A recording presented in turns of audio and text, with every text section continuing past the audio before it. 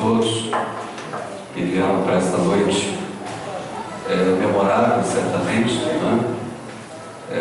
Onde nós aqui estaremos nos reunindo já com os demais colegas pastores, a fim de que possamos realizar este concílio examinatório, né? Para apresentarmos o irmão David ao Sagrado Ministério. Nós queremos chamá-lo, irmão David, por favor, venha até aqui, juntamente com a sua esposa, irmã Tatiana, por favor, tome aqui. Bom, eu vou precisar aqui de mais uma cadeira. Pega lá, por favor, David. Eu precisarei de mais uma, na verdade são 4 cadeiras, tá? Preciso de mais uma, tem 3.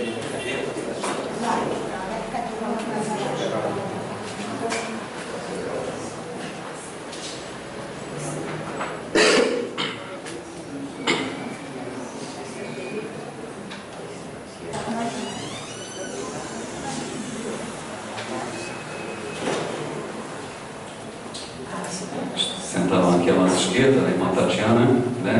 Esposa do irmão David. E nós queremos... Um pouquinho na nossa aqui, por favor, aqui. Obrigado. Vamos nos colocar de pé. Nós queremos ler um texto da Palavra de Deus. E quem trouxe a sua Bíblia, abra, por favor, Novo Testamento.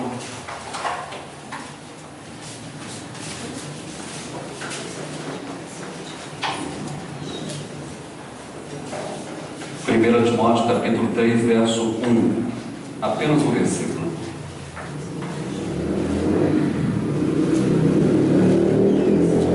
Amém? Amém. Assim escreveu Paulo. Esta é uma palavra fiel. Se alguém deseja o episcopato, excelente obra deseja, nos diz a palavra do Senhor. Nós vamos ter um momento de oração. Nós vamos convidar o seminarista, ex-seminarista, né, Ademir, perdoe Ademir, já pastor, né, ordenado, a que nos eleve a Deus em uma oração. Obrigado, Pai, pelo privilégio que nos dá, estamos aqui na tua santa e bendita presença. Obrigado a Deus por esse momento tão especial. Obrigado a Deus por esse momento tão, ó Deus, gratificante em nossas vidas. Ó Deus, o qual teu filho, David, ó Deus, será examinado. Ó Deus, ao santo ministério da tua palavra. Ó Deus, ó Pai, que ninguém escolhe essa função, ninguém, ó Deus, escolhe ir para o seminário. Porque, ó Deus, isso é nós chamamos de ó Deus, é quem confirma isso em nossas vidas e em nossos corações, e nós vamos, ó Deus, porque tu nos chama, ó Deus, para ali naquele lugar estudar, ó Deus, fazer a tua vontade, fazer aquilo que tu quer. E hoje, ó Pai, é apenas uma extensão daquilo que o teu filho já fez. Deus se preparou, terminou, e hoje, ó Deus, ele está aqui sendo examinado. Deus, que acima de tudo, Deus, a tua paz, que acima de tudo, ó Deus, o teu Santo Espírito conduz, ó Pai, todo o processo com o teu Filho. Amém. Que acima de tudo, ó Deus, o teu nome seja engrandecido e tudo aconteça segundo a tua vontade. Abençoa, Deus, a vida de Deus, a vida dele nas tuas mãos. Sabemos, ó Deus, que nessa hora, Deus, nós ficamos, ó Pai, preocupados, nervosos também, ó Pai, mas tu, ó Deus, é que é o seu coração. Porque nós sabemos, Deus, que acima de tudo, ó Pai, a tua vontade prevalecerá sobre aqueles, ó Pai, do teu filho. Abençoa aqueles, ó Deus, que estarão examinando. Que tu dê, ó Deus, sabedoria para perguntar, ó Deus, que tu dê, ó Deus, a unção a cada um, ó Deus, para que cada um possa fazer, ó Deus, o exame, ó Deus, fazer as perguntas necessárias, ó Deus, e tudo, ó Deus, o teu Santo Espírito, ó Pai, esteja, ó Deus, conosco, nos abençoando, nos guardando, principalmente, ó Deus, a vida daqueles que estarão, ó Deus, fazendo exame. Obrigado, Deus, por esse momento tão especial e, ó Pai, fala aos nossos corações também, porque nós estamos aqui, ó Pai, prestando culto de louvor e adoração. Não viemos aqui, Deus, porque é o conselho, não viemos aqui porque fomos convidados, mas nós estamos aqui, ó Pai, para te adorar. Nós estamos aqui, ó Deus, para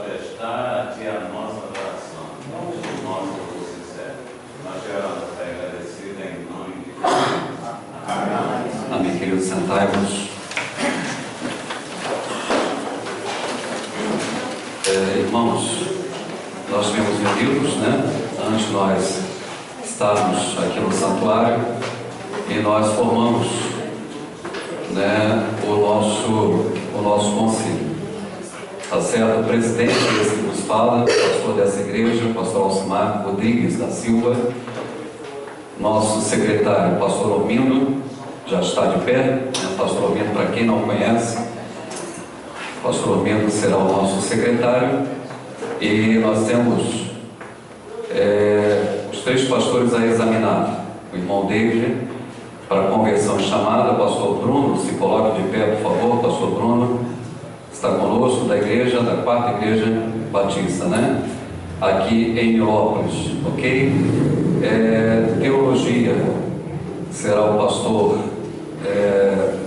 pastor Edmilson, e eclesiologia, para quem não conhece, será o pastor Valtair, da Igreja Batista do Cabral, ok? E depois oração consagratória, também esse que nos fala, né, pastor Alcimar, e a entrega da Bíblia, pastor Edgar, se coloque de pé, pastor Edgar, que estará conosco, na verdade, pregando, né? Caso o candidato seja aprovado, no próximo sábado teremos o culto de consagração ao ministério, tá? A igreja já está convidada, né, os irmãos. Próximo sábado, 19h30, será o horário do nosso culto, ok? Assim sendo, nós queremos passar a palavra ao primeiro examinador, conversão chamada, será o pastor Bruno. Pedimos ao auditório, né, a plateia, que se mantenham em silêncio, né, para que a gente possa acompanhar devidamente o exame nesta noite do candidato, ok? Pastor Bruno.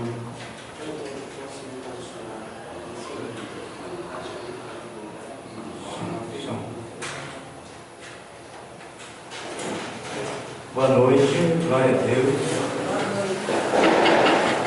Deus abençoe. Este é o dia que o Senhor nos fez, tá? Nos alegremos, nos regozijemos no Senhor. Tudo tranquilo? Tudo em paz? Tudo em paz, Deus? Parece que ainda estou arrumando ali, né? É com grande alegria, grande prazer que nós estamos aqui nessa noite. Como já foi dito em oração, não é só para examinar o candidato, mas também é uma forma de cultuarmos ao Senhor. O texto que o pastor Alcimar leu,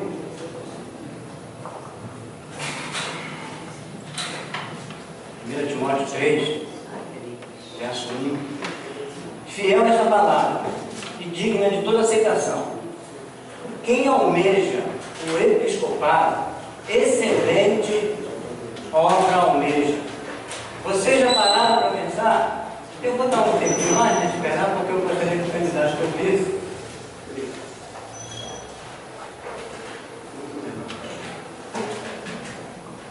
Bom, você me perguntou se eu almejo o episcopado? Não, eu não perguntei nada. Está ponto de bala, né, para responder.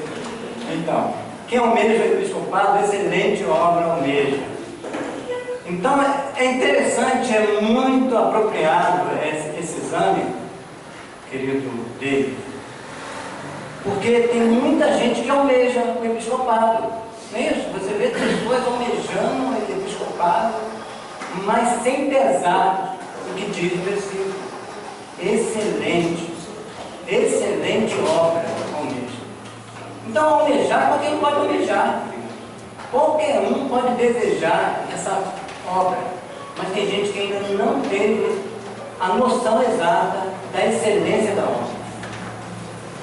Como muitas outras obras excelentes, muitos outros ofícios excelentes, que a gente vê pessoas assumindo, mas que não pesa, não tem no seu coração verdadeiro peso. Você pode ver pessoas na área da educação, que almeja a educação, não preza o ensino, almeja a advocacia, mas não preza esse chamado. Mas a Bíblia diz que de todos os chamados, este é excelente. É a base da sociedade, é a base do reino de Deus, é a base da família episcopal. Eu gostaria de te perguntar, de uma maneira bem tranquila, que você falasse para nós, para a igreja, como foi a sua conversão.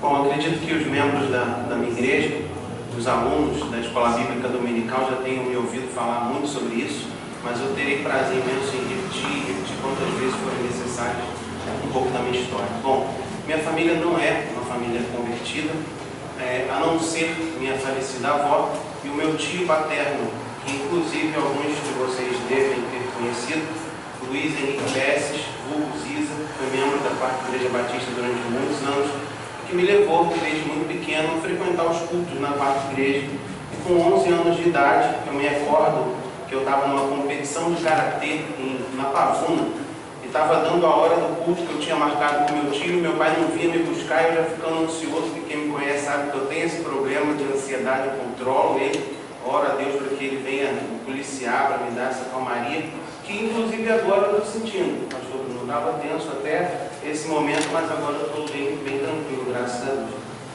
Então, naquele momento a hora ia chegando e eu pensando no culto, né? Já tinha esquecido a competição e pensando no primeiro dia que eu estaria na igreja, na Quarta Igreja Batista, em Lopes. A ponto de eu pegar um ônibus e voltar sozinho, porque meu pai não chegou na hora, eu peguei um ônibus, voltei sozinho, e quando eu cheguei em casa, meu tio já estava me aguardando, tomei meu banho e fui ao culto da Quarta Igreja com 11 anos de idade. E lá chegando, eu não soube na época, com criança, que era explicar que força ou que poder era aquele que me tomou de uma certa forma, e que ao fazer o apelo, que naquela época ainda era comum, apesar de que o nosso pastor tem a prática de fazer o apelo, mas naquela época era muito mais comum. Então quando o pastor fez o apelo, eu levantei a mão chorando e fui ao centro e aceitei Jesus na Quarta Igreja Batista de Nilópolis. Na época, o pastor presidente era pastor Ivo Nogueira, não sei se os irmãos se recordam, Quarta Igreja, isso. Logo depois veio o pastor Edson. Então eu me converti aos 14 anos de idade, eu aceitei Jesus aos 14 anos de idade na Quarta Igreja Batista de Nilópolis por ocasião de um convite de meu tio paterno. Ok. Os irmãos estão satisfeitos aqui? Os pastores? Uma dúvida, 11 ou 14? Eu entendi também 11, mas foi para a igreja. Eu tinha 11 anos de idade. Quando eu aceitei esse convite, eu tinha 11 anos de idade. E aceitei Jesus aos 11 anos de idade na Quarta Igreja. Eu falei 14? Então, peço desculpas, São 11 anos. Você já tinha assim a convicção, ou já vislumbrava o ministério? Nessa época não. Não, nessa época não. Eu fui embaixador do rei, fui membro dos juniores, dos adolescentes, fiquei um bom tempo congregando na Quarta Igreja, mas nessa época eu não pensava em ministério pastoral de forma alguma. A gente costuma não, é bíblico, né, que a gente fala que quem está em Cristo, nova criatura é essa, coisas velhas passadas, tudo se fez novo.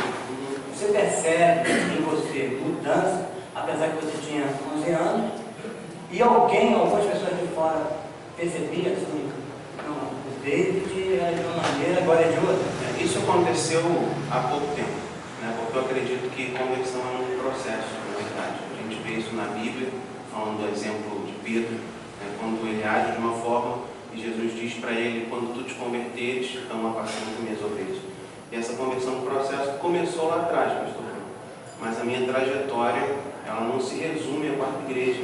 Ela perpassa por outras denominações, ela perpassa por um período de estar no mundo, ela perpassa por um regresso à casa do Pai, a Quarta Igreja, onde o pastor Arthur e você teve a oportunidade de cuidar de mim, de me pastorear, né, de mim, de minha família, minha esposa e filhos. Ela perpassa pelo período que eu passei na primeira Igreja Batista de Jardim Corumbá, que inclusive hoje nós fomos agraciados com as meninas de lá que vieram aqui para poder ornamentar a igreja. Não puderam ficar, porque não estavam arrumadas para isso, mas os irmãos que aqui estavam mais cedo viram. A minha antiga igreja veio para cá para colaborar com a ornamentação do templo aqui, e perpassa, por fim, por essa igreja que me acolheu com amor, com carinho, e que completou essa obra que Deus tem trabalhado na minha vida. Então, quem me conhece sabe que essa mudança não aconteceu aos 11 anos de idade. Ela foi concluída aos 24, 25 anos, por aí. Foi inclusive no período em que o pastor Valtair me conheceu, na faculdade, em que eu ainda estava no processo de transição. E quando eu retorno para a quarta igreja, eu retorno aí sim, com um desejo de mudança, com um desejo reaceso pelo pastor Áquila, inclusive de desenvolver esse ministério. E a igreja entendeu isso, tanto que os irmãos da quarta igreja já me chamavam de pastor há muito tempo, né? Então, essa mudança aconteceu. As pessoas que olham para mim hoje veem um David antes da conversão e um David depois da conversão, com certeza. Isso a gente está falando de uma mudança de 6 anos para cá. Ok. E o chamado específico para ser ministro da palavra, pastorear um rebanho? Então, o chamado, ele é uma questão muito particular, porque desde sempre eu ouvi, mas eu não entendia se era por conta das vocações, que eu acredito que, sem demagogia ou sem falsa modéstia, Deus colocou sobre mim o dom do ensino, que eu sou professor, o dom de saber argumentar, articular, falar. Eu sempre falava, olha, eu vejo que você é um pastor, e eu não queria isso. Eu não achava que eu estaria preparado, eu me conhecia, eu sabia das minhas dificuldades, eu não queria isso, né? Mas na quarta igreja, pela primeira vez, quando o pastor Áquila falou, meu irmão, eu vejo em você um chamado. Eu vi que, entendeu? Eu senti que era Deus falando para mim. Então, o chamado ao ministério aconteceu há pouco tempo. Foi a quarta igreja de Batista. Então, vamos lá, você se converteu e você falou que a conversão não foi algo instantâneo. Não foi um processo. É um processo, se chama santificação, né? Exato. A santificação você vai confirmando, né?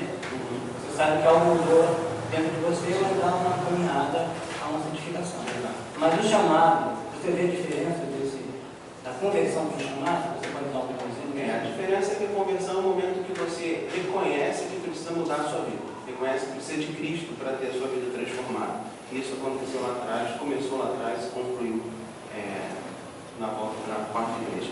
E o chamado começou na quarta igreja, porque eu já tinha passado por muitas coisas, já tinha aprendido, já tinha me formado, inclusive em teologia, estava me formando em psicologia, foi a minha segunda faculdade, e eu não me sentia ainda pronto para isso. Né? Mas aí com o reconhecimento do pastor Áquila, com o reconhecimento da quarta igreja, eu passei a sentir isso dentro de mim, que realmente Deus queria isso de mim, e eu passei a me preparar para dar o mundo. Ok. Eu estou satisfeito. Os irmãos, pastores, gostaria de completar, fazer alguma pergunta e falar. Não? Sim, pastor Valtair.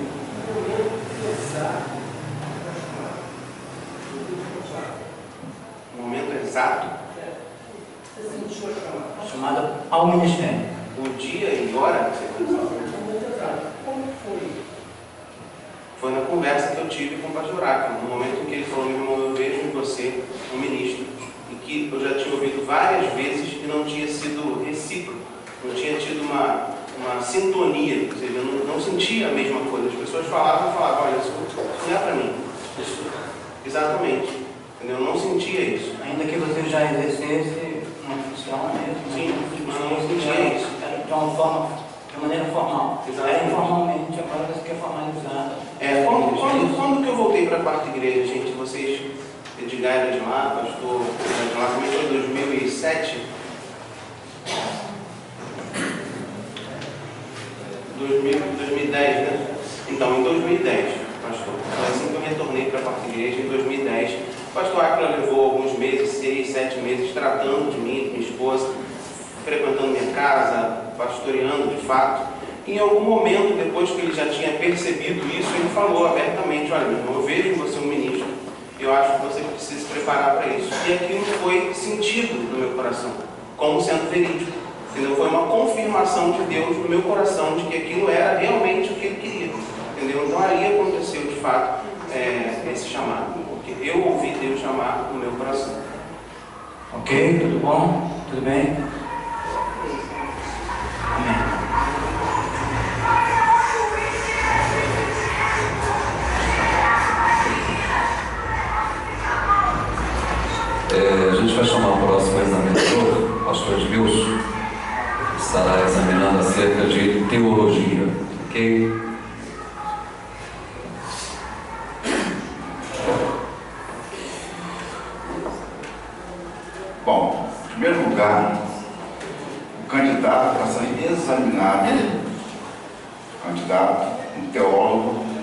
sendo examinado. Vamos aqui desassociar o irmão Davidson. Aqui é o candidato, que é um teólogo, está sendo examinado. Então, está bem claro isso. Vamos confundir o candidato, que é um teólogo, a irmão Davidson, que tem a obrigação de dar um bom testemunho, de dar um bom exemplo. Ok? Davidson, onde você se formou? Qual foi o seminário que você graduou? Qual foi o seminário? Foi uma faculdade de teologia. Foi a faculdade de teologia de Boa Vista, um convênio com o Seminário Unido de Bento Ribeiro. Quanto tempo atrás faz isso? Em 2008. 2008. Então é o seguinte, as perguntas na área teológica vai ser perguntas feitas no que você aprendeu na faculdade e no dia a dia, tá? São perguntas teológicas. Sem problemas. Inclusive acrescenta-se a minha formação, está aqui, as cópias dos documentos, acrescenta-se ainda a faculdade de psicologia, curso de filosofia, outros cenários de teologia. Então vamos lá, é um concílio examinatório, portanto, é um exame oral. Sim. É um exame oral, tá? Não é escrito, é oral. Então você vai ser inquirido, indagado, e a resposta já tem que ser dada oralmente, né? Porque você estudou durante 4 anos. Presta atenção nisso. 1 Timóteo, capítulo 4, verso 14. Diz assim: não despreze o dom que é em ti, que recebeste por profecia, pela imposição do presbitério. Então, a gente sabe que aqui estamos assim, examinando um candidato ao ministério pastoral, dentro da área teológica. Tá? Isso é importante, nós sabemos disso. Vamos lá.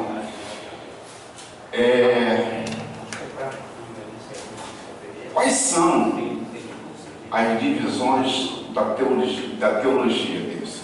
A teologia se divide, né? Sim, claro. A teologia é dividida em teologia dogmática, teologia prática, teologia sistemática, histórica e bíblica. Então tem a divisão da teologia. Segunda pergunta: qual é a importância da teologia para o obreiro, para o pastor batista? Uma vez que tem denominações evangélicas que não acham importante o pastor, antes de ser consagrado, frequentar um seminário teológico ou então uma faculdade teológica. Qual é a importância para você da teologia? Bom, a teologia é de suma importância, na verdade de vital importância, para permitir que o obreiro tenha ferramentas capazes de lhe dar subterfúgios para compreender a mensagem, para estudar a Bíblia e compreender de fato aquilo que ela quer passar, no sentido histórico, no sentido exegético, no caso, entender a cultura da época, entender a história daquele povo, entender a língua que foi escrita e te dar ferramentas para não criar heresias, né? Para entender a Bíblia tal como ela realmente quer passar essa mensagem. Para que ele respondeu a uma palavra fundamental, uma ferramenta de trabalho da teologia para o pastor batista. Então ele mostrou a importância de ela organizar o pensamento, né? Combater as heresias, etc. Então estou muito feliz. Agora vamos lá. Como é que você conceitua, como é que você define a teologia? Como eu conceituo? Como é que A você teologia, conceitua? eu particularmente acho que Deus não pode ser objeto de estudo, né? Não dá para estudar Deus, apesar de que teologia literalmente é o estudo de Deus, mas eu entendo que seria um estudo acerca das manifestações de Deus. Então teologia para mim é isso. Então quer dizer que a teologia é uma ciência que estuda a relação de Deus com a criatura, né? Exatamente. Com a criação. Exatamente. Como é que se divide, o Davidson, a teologia sistemática? A sistemática tem as suas divisões, tem os três lados, né? Ela se divide basicamente em teologia, que é a parte que estuda Deus, né? Cristologia, o estudo do Cristo, a parte de antropologia, que é o estudo do ser humano, da criatura, né? Do homem, em soterologia, doutrina do Espírito Santo, em hamartiologia, doutrina do pecado, soterologia, soterologia é salvação, perdão. Soterologia é salvação.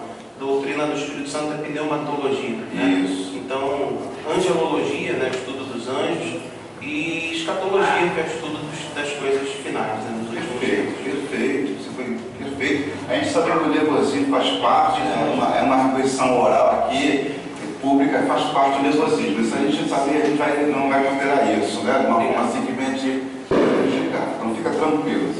Então você dividiu a teologia sistemática, né? Então vamos lá. Se tratando da teologia propriamente dita, que é a relação de Deus com a criatura, então vamos lá.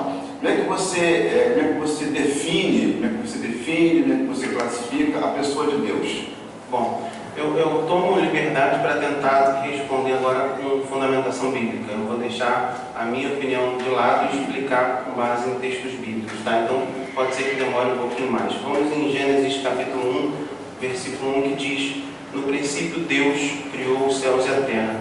Então eu vejo Deus primeiramente como um ser criador, o ser que criou todas as coisas. Mas que ser é esse? Né? Que essência tem esse ser? João capítulo 4, verso 24, vai dizer: porque Deus é Espírito e importa que o adoremos em Espírito e em verdade. Então, deixa eu passar aqui. Deus é um ser pessoal, espiritual e criador. Exatamente. Entendeu? E esse Deus, ele é dividido em três. Né? Na verdade, não é que Deus sejam três deuses, como os muçulmanos acreditam que os cristãos são politeístas, né? Porque creem em Pai, Filho e Espírito Santo.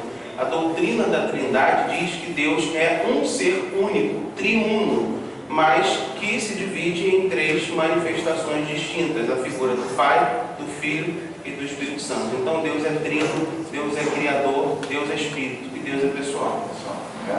Ele é santo, ele é criado. Então, sim, aí a gente está falando dos atributos. Isso, agora vamos lá, vamos para os atributos. Né? Eu queria você uma coisa deles. Vamos ser o mais simples possível nas respostas, né? Porque o tempo ele avança. Entendi. Tá? Vamos ser mais sucinto, mais sumário. Então você falou assim, que Deus é um ser pessoal, espiritual, criador, santo, bom, etc. Atributos. O que são atributos?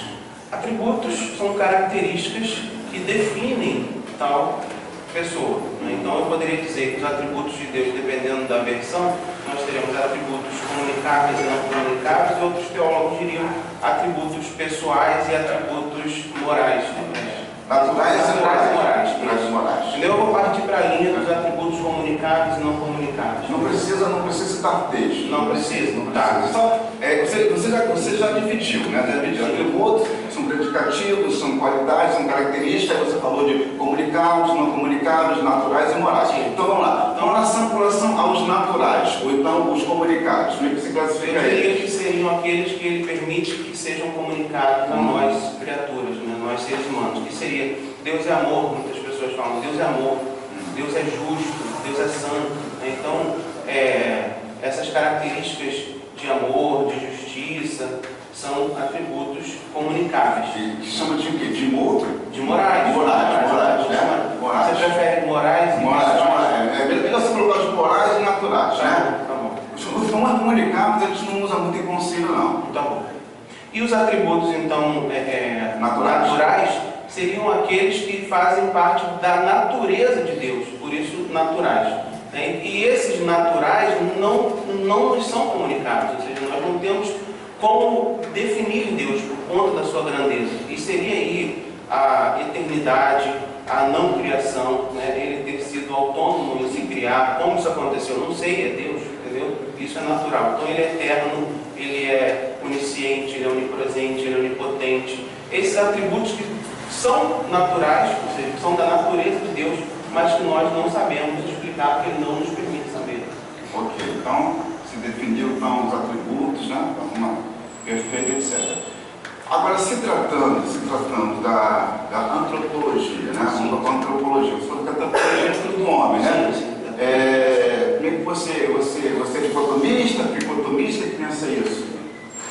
Dicotomista é aquele indivíduo que acredita que o ser humano é dividido em duas essências, no corpo e no espírito, sendo o espírito semelhante à alma. Então, alma e espírito seria a mesma coisa, existe só a parte material e a parte espiritual.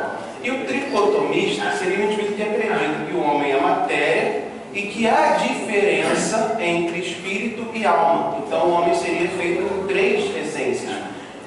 Não há um consenso entre os batistas e isso acaba ficando a cargo de uma opinião muito pessoal de cada pastor. É a sua opinião, você tem o quê? Você é tricotomista? Então, eu sou tricotomista. Eu acredito que o homem é corpo, corpo, alma e espírito. Vamos lá. Com relação agora à questão da soteriologia, que é a questão da salvação. Salvação, né? Salvação. Vamos lá. Salvação se perde ou não se perde? Nós somos batistas, né? A gente não tem como acreditar que a gente perde a salvação. E não necessariamente que uma vez salvo, salvo para sempre. A salvação, ela não perde a partir do momento que você faz com que persevera nessa busca pela salvação. Então não creio que se perca. Dentro da área da salvação, isso é importante a gente perguntar isso, até porque a gente sabe que nas igrejas batistas, né, eles estão entrando algumas doutrinas que não pertencem, né, à nossa denominação, entre elas, presbiteriano, né, e luterano. Então, você pode assim, explicar a doutrina de Armínio, que é a doutrina de João Calvino? Sim, vamos lá. Os dois são teólogos reformadores, né? Aconteceu no período da Reforma Protestante, a partir de Martinho Lutero, e a partir dali então houve a cisão entre a Igreja Católica dominante e a Igreja Reformada Protestante, que surgiu na época da qual a Igreja Batista também é herdeira, né, dos protestos. Então nós somos protestantes, não necessariamente evangélicos. Há uma pequena diferença aí. Então Armínio, ele acredita basicamente que o indivíduo escolhe por livre-arbítrio seguir a Deus e que a partir dessa escolha dele, ele vai sendo responsável pela sua salvação. Curiosamente, a doutrina arminiana acredita que o indivíduo pode apostatar da fé e perder a salvação. Entendeu? Já a doutrina de João Calvino, ela é uma doutrina que acredita que Deus fez a escolha pelas pessoas e que uma vez que esses indivíduos foram escolhidos, eles não podem perder a salvação. Agora, a doutrina batista, ela não é nem calvinista nem arminiana. Ela tem uma doutrina muito particular, em que ela acredita no livre-arbítrio, mas ela também acredita que o indivíduo não perde a salvação, uma vez que ele persevera até o final. Aí dentro desse posicionamento, você se posiciona, você é calvinista ou você é ministro? Eu sou bíblico. Eu não sou bíblico. Você é bíblico, né? Legal. Só tem outra gente.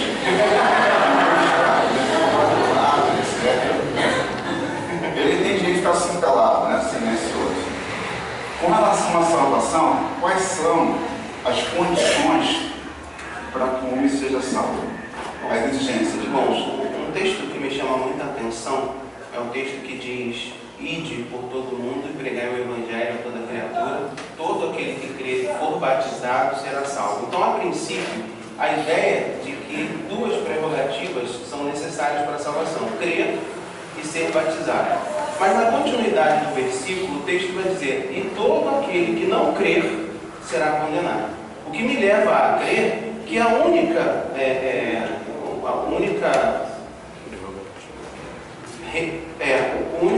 regra, né, para a salvação, o único pré-requisito, era a palavra que eu queria, é crer. Então, aquele que crê em Cristo, ele nova criatura é, e a partir dessa confissão pública, né, que é aceitar Jesus como seu Senhor e Salvador, ele tem o seu acesso livre ao céu.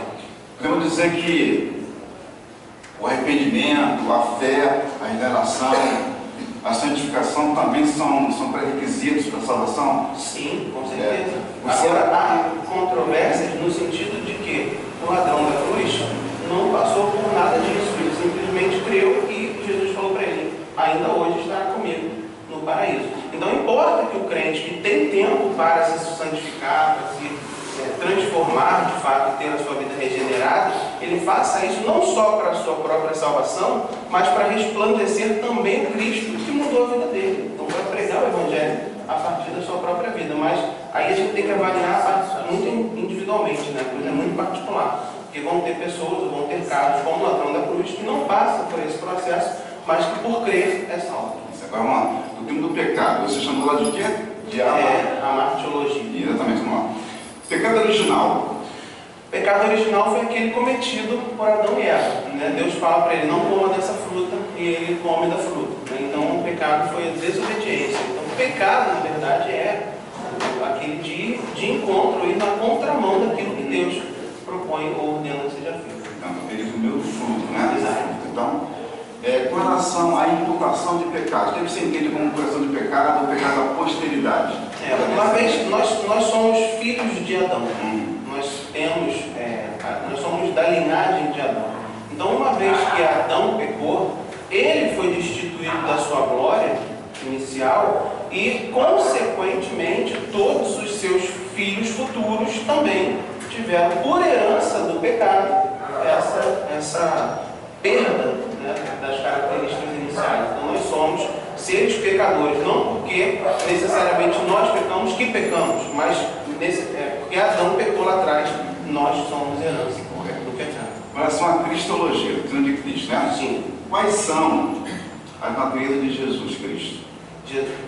A natureza de Jesus. Jesus Cristo é Deus e é homem. Sim, é isso. Então, divina e humana. Humana. Divina por quê? Divina porque ele é Deus e veio humano porque ele habitou entre nós como ser humano. Chorou, né? Sim, sofreu, etc. Os ofícios de Cristo. Então, Cristo é sacerdote, é profeta e é rei. Correto, né? Jesus é Deus? Lógico. Inquestionavelmente Deus. O texto de João 1, um texto muito clássico, me permita, eu sei que vai demandar um pouquinho de tempo, mas é coisa rápida. É importante que... No princípio, né? Sim, exatamente. Então, estava falando Deus. Aqui ele vai dizer, João 1, no princípio era o verbo. E João está se referindo a Jesus. Então ele está dizendo que no princípio Jesus era o verbo, era a palavra, e o verbo estava com Deus, e o verbo era Deus. E quando a gente volta lá em Gênesis, a gente vai ver que quando Deus faz a criação, ele fala no plural, façamos, o que me dá a ideia de que Jesus e o Espírito Santo estavam presentes já no ato da criação. Então eles são a mesma essência. Estou tendo o Espírito Santo, né? Quem é o Espírito Santo? O Espírito Santo, como o próprio nome já diz, é um espírito, né, que tem como a ação consolar. A gente vai ver o texto de João 16, versículo 8, né? Versículo 8, exatamente. Deixa eu abrir aqui. E vai dizer sobre o Espírito Santo, né? E quando ele vier, convencerá o homem do pecado, da justiça e do juízo. Então, o Espírito Santo ele é consolador. E o papel dele é convencer o ser humano de que ele é pecador, de que existe uma justiça e de que haverá um juízo. Isso. Então esse do pecador. Agora, existe a obra do Espírito Santo e existe o fruto do Espírito Santo. Sim, né? sim, claro. Então, vamos lá. Com relação à obra do Espírito Santo, que a gente percebe lá em 1 Coríntios capítulo 12, que são dons espirituais. Dons espirituais. Eu gostaria de dons espirituais, que são 9 ali. Capítulo 12 de 1 Coríntios, que você possa explicar para nós a questão da visão, da revelação e da línguas. Qual é a sua interpretação? O que acontece? Normalmente um membro, uma ovelha, pergunta-se ao pastor, fazendo uma comparação com uma outra denominação pentecostal, com relação ao dom de línguas, a revelação e a visão. Então, uma sucinta, né? Curiosamente, eu expliquei. Eu não consigo ser sucinto, mas eu vou tentar. Eu já expliquei aqui, inclusive na escola bíblica, que o dom de línguas, para mim, é um dom de glossolalia, ou seja, de línguas estrangeiras. E até brinco dizendo que era um dom que visava facilitar a comunicação das pessoas, porque eu que não falo alemão, chegaria na Alemanha para levar a mensagem do Evangelho e falaria na minha língua e as pessoas ouviriam em alemão. Foi o que aconteceu em Atos 2. Cada um ouvia os apóstolos falarem na sua própria língua. Então esse é o dom de línguas. E ele foi transformado ao longo do tempo num dom que, ao invés de facilitar a comunicação, ele impede a comunicação, porque ninguém entende nada do que o indivíduo está falando. Então eu acredito que exista um dom de línguas estrangeiras, um dom em que as pessoas vão ouvir a mensagem do Evangelho na sua própria língua, como aconteceu. Essas revelações, Deus, o que se faz por aí, sepultura aberta, chave, etc. Você classifica eu também já falei sobre isso, pastor, nas nossas últimas conversas. Eu acredito piamente que a revelação, o que nos cabe é a Bíblia. Havia revelação antes de Cristo? Havia pessoas que tinham um contato direto com Deus para saber o que Ele queria que o povo fizesse, havia. Mas a partir de Cristo, que foi a revelação, isso cessou entre nós. Nós temos a Bíblia como sendo a nossa revelação, porque Cristo está manifesto na Bíblia. Falando de revelação, como é que você classifica a revelação? O que é revelar? É mostrar algo que precisa ser feito. Então, vamos lá. Falando de revelação, a revelação se divide em duas partes. Quais são? Sim, a revelação geral e a revelação especial. Qual é a geral? Dá um exemplo da geral. A natureza. A natureza. E a especial? A especial é a sarça ardente, né? Quando Deus se manifesta na sarça para falar especialmente com alguém aquilo que Ele queria. A Bíblia pode ser criada uma revelação especial, a Bíblia, sim, né? Com certeza. Milagre, Com certeza. Jesus Cristo é uma revelação. Em relação às visões, é preciso perguntar, né? Eu confesso que eu não saberia explicar muito bem isso, porque eu sou batista, gente. Apesar de eu ter passado algum tempo em outra denominação, eu nunca me adaptei a nada do que acontecia lá. E, aliás, regressei também por causa disso. Eu não consigo entender como que é esse negócio de abrir o rolo de iogurte na rua. Essa visão para mim aí... Trindade, Davidson, Trindade, como é que você classifica a Trindade? Explica, como é que você falou alguma coisa em relação à pessoa de Deus, mas explica aí para você que é uma doutrina tão complexa para alguns. Trindade, primeiro essa palavra ela não aparece na Bíblia, né? Ela é um conceito criado por Tertuliano, que foi um dos precursores da teologia, da nossa teologia reformada, e lá atrás ele identifica essas questões na Bíblia de que Deus ele é três pessoas, e a gente pega Atos 5, naquela situação em que Dalila e... Atos 5, Ananias e Safira. Gente, vocês sabem, minha mão está gelada, suando aqui.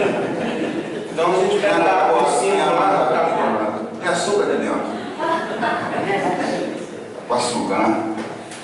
O açúcar. Então lá em Atos 5, a gente vai ver Ananias e Safira e vamos dizer para ele assim: olha, meu irmão, você, por que mentiste ao Espírito Santo? Né? A respeito do valor da venda do terreno. Acho que é um texto muito conhecido. E aí Pedro vai dizer: olha, você não mentiu para mim, para os homens, mas você mentiu para Deus. Então ele faz uma ligação direta de que o Espírito Santo é Deus. E a gente viu em João, o texto de João 1, dizendo que Jesus Cristo é Deus. Então ele vai pegar o Tertuliano, pega esses textos e cria uma doutrina. A ideia de que Deus se divide em três essências, que são únicas por si. Se eu perguntasse para esse Pelágio sobre Agostinho, acho que ele escolheu com facilidade, que é um assunto que alguns candidatos ainda não conseguem dominar o assunto, né? Mas a gente vai isentar disso. A questão da escatologia. O que é a escatologia, Deus? Escatologia é a doutrina teológica que estuda as coisas que hão de acontecer no fim dos tempos. Entendeu? Então existem algumas ideias a respeito de milênio, sobretudo naquele texto de Apocalipse capítulo 20, que fala do governo de 1000 anos. Então os escatologistas têm basicamente três posições distintas, né? Que é o milenismo, o amilenismo e o pós-milenismo. E se você me pergunta, até para adiantar qual é a minha posição, eu sou amilenista. Eu acredito que a partir de Jesus Cristo não haveria um tempo de 1000 anos literal, porque nós já estaríamos em tese. Com relação à tribulação, tribulacionista, pós-tribulacionista, pré-tribulacionista. Então eu confesso que eu até conversando com o pastor Alcimar, expliquei para ele que eu não tenho hoje uma posição acerca desse assunto. Eu consigo discorrer sobre os três. A tribulação para todos, aqueles que não sabem, é aquele período em que Satanás vai reinar na terra, em que vai ter guerras, em que vai ter... Enfim, antes, aí alguns acreditam que isso vai acontecer antes da vinda de Cristo e que nós vamos vivenciar isso. Outros acreditam que a igreja vai ser arrebatada no meio dessa tribulação e outros pós-tribulacionistas que a igreja vai ser arrebatada depois da tribulação. Eu, particularmente, entendo as três, mas qualquer uma que acontecer, Deus sabe de todas as coisas. Eu confesso que eu ainda não defini qual é o meu posicionamento. Com relação à questão da escatologia, da doutrina de umas coisas, a gente percebe que algumas igrejas evangélicas não têm se pregado mal à volta de Cristo. Sim. E o que você acha disso? Não, eu acho isso terrível. Inclusive, todos que ouvem as minhas pregações aqui são bastante enfáticas em anunciar que Cristo vai voltar e que nós precisamos nos arrepender, e que infelizmente a gente tem visto irmãos pregando sobre bênção, sobre prosperidade, e a Bíblia, a verdade, a salvação, o pecado tem sido deixado de lado, e que eu espero que não aconteça no meu ministério, que os irmãos que já me ouviram, que me ouvem, sabem que eu tenho tentado pregar a salvação, pregar a volta de Cristo. Ok. Uma coisa que chama a atenção, é o seguinte: você sabe